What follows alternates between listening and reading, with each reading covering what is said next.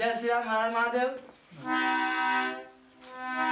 दीपक Jaunpuri YouTube channel के माध्यम से प्यारा सा आप सबके बीच में एक होली गीत छोड़ रहे हैं जो कि पुराने जमाने में दादा लोग बड़े प्यार से गाते थे।